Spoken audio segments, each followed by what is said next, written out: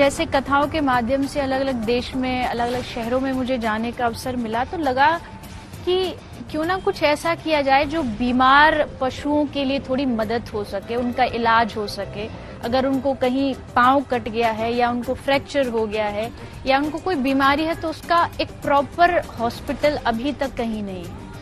तो ये भाव मन में आया और एक ही गाय से हमने इस पूरे अस्पताल की शुरुआत की और आज यहाँ हजारों का ऑपरेशन हो चुका है और हजारों का यहाँ पर इलाज हुआ है, ट्रीटमेंट हुई है।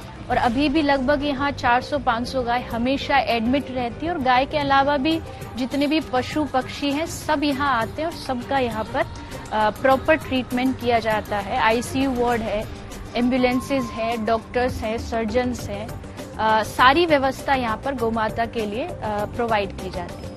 पहले गौ सेवक हैं, सबसे पहले एक गाय थी और यही यहाँ पर सेवा दिया करते थे, लेकिन धीरे धीरे गौ माता की कृपा से लोगों ने इतना सहयोग दिया, गाय की इतनी यहाँ पर सेवा होने लगी।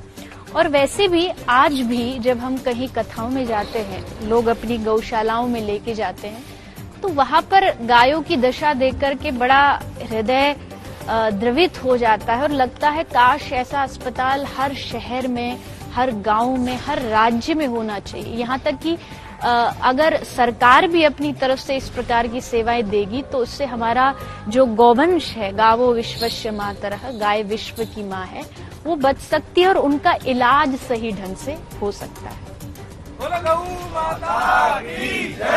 अध्यात्म का मतलब मेरा केवल मंदिर जाना नहीं है, केवल माला जाप नहीं है। अध्यात्म एक प्रकार की आध्यात्मिक स्वभाव है। आपको अपना स्वभाव आध्यात्मिक बनाना होगा। जैसे आप जीवों पर दया, अगर आप जीवों पर दया नहीं करते हैं तो आप आध्यात्मिक नहीं हो सकते हो।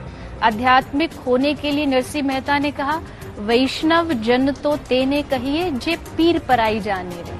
जो दूसरों के दुख को ही नहीं समझा वो कैसा वैष्णव, वो भक्त कैसा है। देखिए, जब हम समाज में जीते हैं तो हमारी कुछ जिम्मेदारियां बन जाती है, रिस्पॉन्सिबिलिटी होती है एक मानव होने के नाते। हमारी राष्ट्र के प्रति कुछ जिम्मेदारियां हैं, हमारी समाज के प्रति कुछ जिम्मेदारियां हैं, पारिवारिक जिम्मेदारियां हैं और साथ ही हमारी धर्म के प्रति बहुत सारे कर्तव्य हैं। लेकिन होता क्या है कि हम अपनी लाइफ, अपने जीवन में इतने व्यस्त हो जाते हैं कि वास्तविक जो हमारे कर्तव्य हैं उन्हें भूल जाते हैं। सामाजिक जिम्मेदारी की अगर हम बात करें तो सरकार ने नियम बनाए हैं, हमें रेड लाइट पर रुकना है, हमें सीट बेल्ट पहन के चलना है, कोविड के समय हमें मास्क पहनना है। लेकिन हम लोगों ने क्या किया, जब रोड पर पुलिस दिखी तो हमने मास्क लगा लिया, जैसे वो गई हमने मास्क उतार के रख दिया। हानि किसकी हुई? सरकार की नहीं, प्रशासन की नहीं, हानि हमारी अपनी है।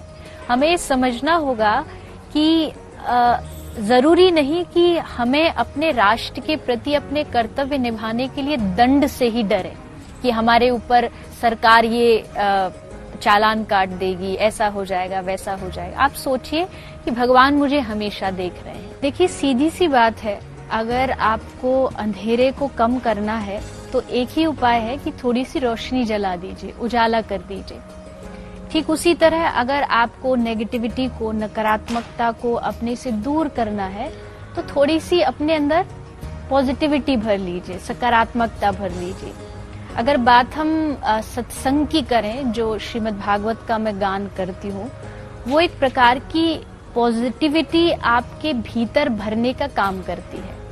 सकारात्मकता का जितना परसेंटेज आपके भीतर बढ़ता जाएगा, ऑटोमेटिकली जो नेगेटिविटी है वो अपने आप धीरे धीरे कम होती जाएगी। शर्त ये है कि अगर आपने उस सब्जेक्ट को अच्छे से पढ़ा हो, अपनी क्लास के 8th क्लास के सारे सब्जेक्ट्स को अगर आप जानते हो तो आप फेल नहीं हो सकते। ठीक उसी तरह हर समस्या का, प्रॉब्लम का एक समाधान होता है। बहुत शांति से अपने माइंड को एक सेकंड का पॉज दे करके अगर रुक करके आप सोचते हैं तो कोई मोटिवेशन की भी आपको आवश्यकता नहीं। आप अपने आप में ही एक मोटिवेशन है।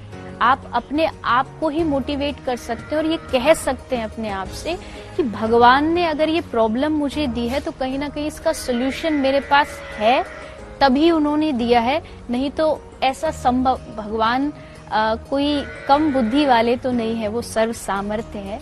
तो मेरे कंधे इस समस्या को सहने के लिए तैयार हैं। बस मुझे आसपास अपने देखना है कि समस्या का समाधान कहीं मेरे आसपास ही है। अगर मैं आंख खोल के नजर उठा के देखूंगा तो मुझे समाधान जरूर मिलेगा।